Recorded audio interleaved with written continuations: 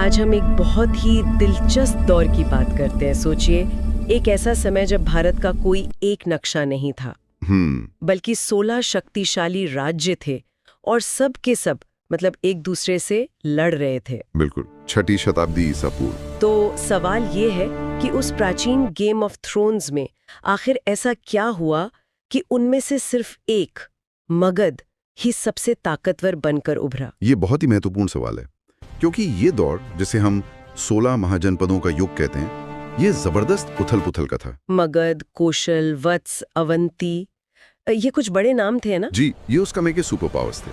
लेकिन देखिए, सबसे दिलचस्प बात ये है कि उस दौर में लड़ाई सिर्फ राज्यों के बीच नहीं थी। तो फिर? लड़ाई विचारों में भी चल रही थी। मतलब शासन कैसे चलाया जाए, इसको लेकर। अच्छा। हाँ, उस समय दो तरह की सरकारें थी। एक तरफ तो थे राजतंत्र, जहां राजा का फैसला ही आखिरी होता था। ठीक है, ये तो समझ आता है। और दूसरी तरफ थे गण या संघ, जिन्हें हम गणतंत्र कह सकते हैं। गणतंत्र मतलब उस जमाने में भी? जी, ये आज के लोकतंत्र जैसे नहीं थे, पर ये कुछ शक्तिशाली परिवारों का एक संघ होता था जो मिलकर शासन चलाते थे। तो एक तरफ एक व्यक्ति का राज, दूसरी तरफ एक समूह का। ये तो वाकई बहुत दिलचस्प है।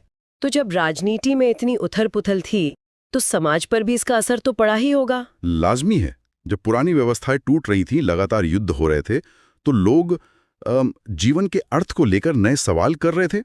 और शायद पुराने जवाब काफी नहीं थे। बिल्कुल।